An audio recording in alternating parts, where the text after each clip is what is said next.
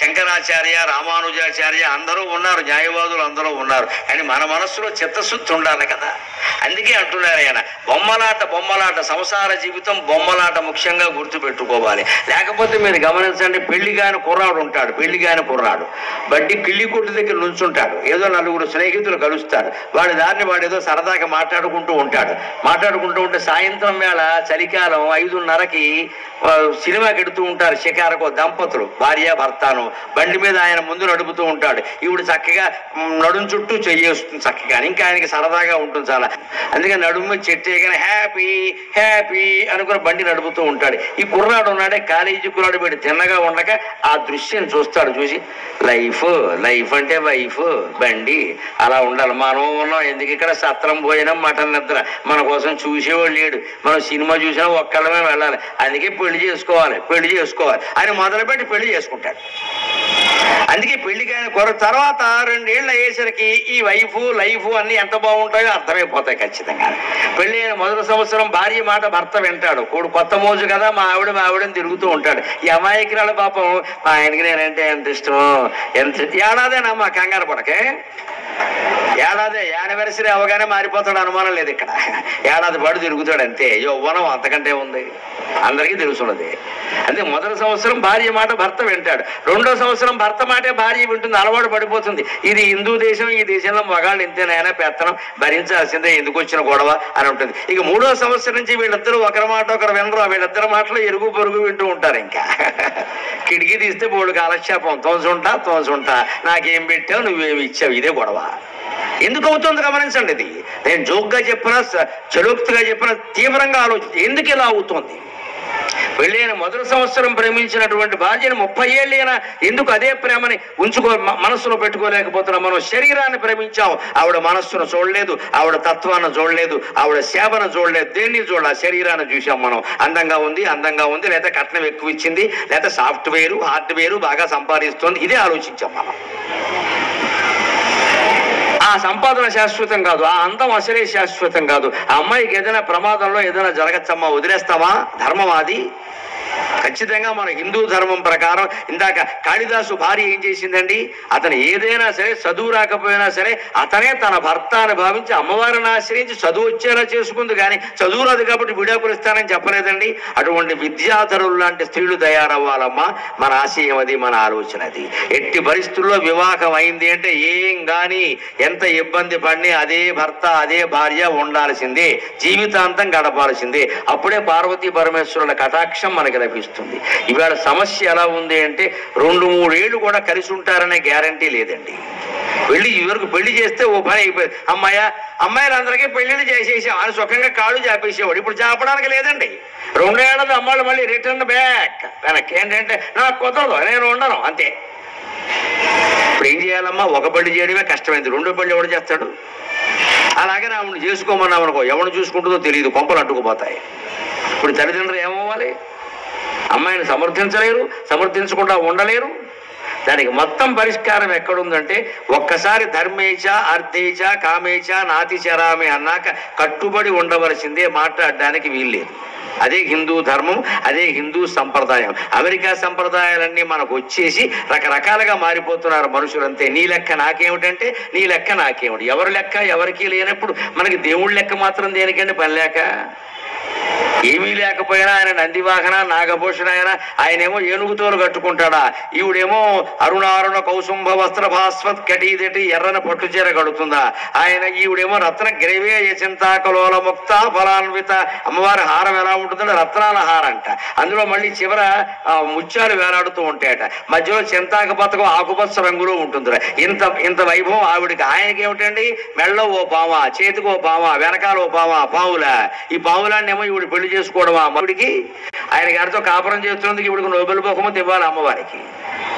ఆయనేమో చర్మం కట్టుకుంటాడా, ఈవిడేమో పట్టు చీర కట్టుకుంటుందా, ఆవిడేమో సర్వాభరణాలు పెట్టుకుని అలా కూర్చుంటుందా అమ్మవారు శుభ్రంగాను. ఆయనేమో ఏమీ లేకుండా ఏనుగుతోలు కట్టుకుని పావులు పెట్టుకుంటాడా, ఈవిడికేమో సింహం వాహనమా, ఆయనకేమో సరిగ్గా సింహానికి శత్రు ఆకారం ఎద్దు వాహనమా. ఇద్దరికీ గొడవేనండి ఎప్పుడు చూసినా. మరి వాహనాల సైతం గొడవే కదా. పైగా ఆయన ఉండేదేమో శ్మశానం. కావాలంటే ఆయన ఏమంటాడు, ఇల్లు కొనమంటే శ్మశానంలో ఖాళీగా ఉంది దా అంటాడు ఆయన. ఆయనకి శ్మశానం అంటే ఇష్టం. మరి మరి ఇల్లు కొనమంటే ఎక్కడైనా హైదరాబాద్ అబిడ్స్లో కొనాలి కానీ శ్మశానంలో కొంటానంటే అలాగే ఆయన ఏమంటాడు, నాకు శ్మశానమే ఇష్టం, నాకు శ్మశానమే ఇష్టం. ఎందుకంటే శ్మశానం ఇష్టం? అపార్థం చేసుకోకూడదు భగవంతుణ్ణి. శివుడు శ్మశానాన్ని రుద్రభూమి అంటారు. ఎందుకు శివుడికి శ్మశానం ఇష్టమో తెలుసా? శ్మశానంలో ఎందుకుంటాడో తెలుసా? కాళహస్తి వెళ్ళండి మీరు. శ్మశానవాసీ భగవాన్ కాళహస్తీశ్వర శివక అని ద్వారం మీద రాసి ఉంటుంది. కాళహస్తీశ్వరుడు ఈ ఆలయంలో ఊరికే మీ దర్శనం కోసం ఉన్నాడంటే నిజానికి ఈయన ఉన్నది శ్మశానంలో. దేవుడు శ్మశానంలో ఉండటం ఏంటండి? ఎందుకుంటాడు? ఏ జీవి అయినా ఖచ్చితంగా చిట్ట చివరికి దారి తప్పకుండా ట్రాఫిక్ జామ్ అయినా సరే వెళ్ళేది శ్మశానానికే. దారి తప్పకుండా. అక్కడ రూట్ ఎవరిని అడగక్కర్లేదు. శ్మశానానికి వెళ్ళే వాళ్ళు ఎవరిని శ్మశానం ఎక్కడ అడగరు, తెలుస్తుంది. ఖచ్చితంగా ఆడ మగ తేడా లేకుండా, పెద్ద చిన్న తేడా లేకుండా వెళ్ళేది శ్మశానానికే. అక్కడ వీళ్ళు వెళ్ళేసరికే శివుడు సిద్ధంగా ఉంటాడట. శివుడు ఏం చేస్తాడట? మాయ బంధములని ఖాయమయ్యనుగా అదే సాగుతోడ వదలి రావదేమి. అదే భావన కలిగి నేను ఇష్టదైవం అనే పుస్తకంలో పద్యం రాశాను శివుడి మీద. నువ్వు శ్మశానంలో ఎందుకుంటాయో నాకు అర్థమైందయ్యా. మాయ బంధములని ఖాయమయ్యనుగా అదే రావదేమి. మాయ బంధములని ఖాయమయ్యనుగా అదే సాగుతోడ వదలి రావదేమి. నీవు నన్ను చేర నిలుచుంటి నేనని, నీవు నన్ను చేర నిలుచుంటి నేనని శవము శవము చేరి శివుడు పల్కు. అక్కడ శ్మశానంలో దహనం అయిపోతుంటే గరుడ పురాణంలో ఉండే విషయం అండి. దహనం అవుతుంటే ఏం జరుగుతుందో తెలుసా? పంచప్రాణాలు పోవు. మనిషి పోగానే ఒక్క ప్రాణమే పోతుంది. 4 ఉంటాయి, దేహంలో ఉంటాయి. ఇంకా వైద్యం చేస్తే బతుకుతాడు, చెయ్యొచ్చు, పర్వాలేదు. సాధారణంగా జరగదు కానీ అవకాశం ఉంది. పోయిన చోట ఒక్క ప్రాణమే పోతుంది. పోయిన శవాన్ని కింద పడుకోబెడతాను చూడండి, వేరే చోట మంచం నుంచి దించి అక్కడ 2వ ప్రాణం పోతుంది. ఓ దించేశారు అంటే ఇంకా అవకాశం లేదు, వెళ్ళిపోవడమే.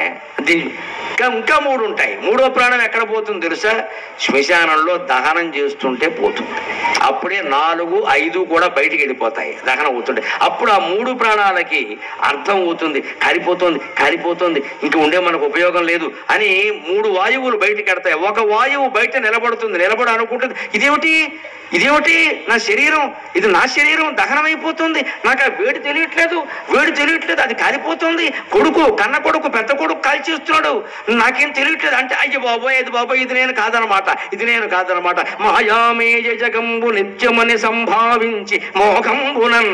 ప్రతి వ్యక్తికి బలిజేపల్లి వారి హరిశ్చంద్ర పద్యం గుర్తొచ్చి తీరుతుందమ్మా. కర్మ కాలిపోయింది, మనస్సులో భావించాలి తప్ప శరీరం లేదు, ఏం చేస్తాం? మాయామేయ జగంబు నిత్యమని సంభావించి మోహంబునన్ నా ఇల్లాలని నా కుమారుడని ప్రాణంబుండునందాక ఎంతో అల్లాడిన ఈ శరీరము ఇప్పుడు ఇందున్ కట్టెలంగాలుచో ఆ ఇల్లాలును రాదు పుత్రుడును తోడై రాడు తప్పింపగా అని ప్రతి ప్రాణి ఏడుస్తాడు. దీనికి ఆడ మగ భేదం లేదు, పేద గొప్ప అనే భేదం లేదు, ఏ భేదము లేదండి. పండితుడా పామరుడా అనే భేదం లేదు, అందరూ ఏడవలసిందే. ఆ ఏడుపేదో ముందే ఏడవచ్చు కదా. శరీరం ఉండగానే ఆ విషయం గ్రహించచ్చు కదా. చచ్చినా గ్రహించవండి. ఇదే నేను అని బళ్ళో పిల్లాడిని పిలవగానే లేచి హాజరు పలికినట్టుగా మాటికి నేను అనగానే దిక్కుమాలిన శరీరం లేస్తూ ఉంటుంది. ఇక్కడ ఈ శరీరం మంది కాదు. అప్పుడు 3వ వాయువు బయటికి వెళ్ళి నిలబడి అయ్యో నాకు తెలియట్లా. 4వ వాయువు ఏం చేస్తుంది తెలుసా? పెద్ద కొడుకు శరీరాన్ని పట్టుకుంటుంది, కర్మ చేసేవాడిని. ఎందుకో తెలుసా? వాడి మీద ప్రేమ కాదు, వాడికి ఎవరైనా జ్వరం వస్తే కర్మ మానేస్తాడు. వాడికి రొంప చేసింది అనుకోండి, జ్వరం వచ్చింది అనుకోండి, కర్మ మానేస్తాడు. ఎందుకని? ఖచ్చితంగా కర్మ చేసేవాడికి రొంప వచ్చే అవకాశం ఉంది. ఎందుకంటే 11 రోజుల కర్మకాండలో బ్రాహ్మణునికి బాగా తెలుసు. 11 రోజులు చేస్తారు, మొత్తం 30 సార్లు స్నానం చేయాలి రోజుకి. 30 సార్లు స్నానం చేసాక జలుబు రాదు. అందుకే నదీ తీరంలో పెడతారు కర్మకాండ. ఎందుకంటే మాటికి మునగరా నాయన బయటికి రారా, బయటికి రారా ఎలా కుదురుతుంది? అందుకే నదీ తీరంలో పెట్టేస్తారు. బాబు మునుగు బయటికి రా. ఇన్నిసార్లు మునిగితే జలుబు చేయదు, కానీ చెయ్యదండి. కర్మ చేసేవాళ్ళు ఎవరినైనా మీరు గమనించండి. ఆశ్చర్యకరంగా 11 రోజులు అయ్యి 12వ రోజు ఆశీర్వచనం అయ్యే వరకు పెద్ద కొడుక్కి ఏ రోగము రాదు. ఎవరు కాపాడుతున్నారండి? పోయిన పితృదేవతలు కాపాడుతున్నారమ్మ. వాడిని అనుమానమేందా? పితృదేవత ఆయన ఆవహించి ఉంటాడు. ఎందుకంటే వీడికి ఏదైనా వచ్చిందంటే వాడికి మొదలేదు. కూర్చుంటాడు అలాగంతే, ఆయనకి పట్టుకుని కూర్చుంటాడు. బలంగా వ్యాధి నిరోధక శక్తి, రెసిస్టెన్స్ పవర్ మా అబ్బాయి దగ్గరికి రావడానికి వెళ్ళ. మూడో ప్రాణం దహనం అయిపోయినప్పుడు పైకి లేచి శివుణ్ణి పట్టుకుని ఏడుస్తుంది. 4వ ప్రాణం పెద్ద కొడుకును పట్టుకుంటుంది. 5వ ప్రాణం ఏం చేస్తుంది తెలుసా? శ్మశానానికి ఇంటికి షటిల్ సర్వీస్ చేస్తుంది. Tenali Kolluru, Tenali Kolluru, Tenali Kolluru, Kolluru Tenali, Kolluru Tenali auto service. ఎందుకని? అన్ని దానాలు చేస్తున్నారా లేదా, సక్రమంగా కర్మకాండ చేస్తున్నారా లేదా, లేదా మొత్తం తినేశారా, ఇది మొత్తం చూసుకుంటాను. ఆ ప్రాణి తాపత్రయం అది. అయ్యో అయ్యో ఇంత ఆస్తి ఇచ్చాను, 10 ఎకరాల పొలం ఇచ్చాను, 2 ఇళ్ళు ఇచ్చాను, బంగారం ఇచ్చాను, వీళ్ళు అమ్మకడుపు కాల మొత్తం మింగేశారు కొడుకు కోళ్ళు కలిసి. బ్రాహ్మణులకి ఏదైనా దానం ఏమైనసరికి టూకీగా టూకీగా, ఏ టూకీగా నీకు ఆస్తులు టూకీగా లేవో, పెద్ద టాకీస్ ఉంది అక్కడ. బ్రాహ్మణ లోకుగా ఉన్నారా? శాస్త్ర ప్రకారం చేసేవన్నీ చేయాల్సింది. బంగారం దానం అంటే బంగారమే దానం ఇయ్యాలండి, చేతుకుండే ఉంగరం దానం ఇయ్యాల్సిందే. మా అమ్మగారు పోయినప్పుడు బంగారం దానం అనగానే నేను వెంటనే ఇలా తీశాను, అక్కడ పెట్టేశాను మొహమాటం వెళ్ళా. బంగారం అంటే బంగారమే ఇయ్యాలి, చేతుకున్నదే ఇచ్చేసాను, అంతే లెక్కది. అంతేగాని బంగారం ప్రత్యామ్నాయ 10 రూపాయల సవరం, 10 రూపాయలు బంగారం వస్తుందండి, బొగ్గుముక్క రాదు. నాటకాలు ఆడతాం మనం ఎక్కడ, బ్రాహ్మణు లోకు గడ్డం అక్కడ. బ్రాహ్మణులు ఊరికే చెబుతారా?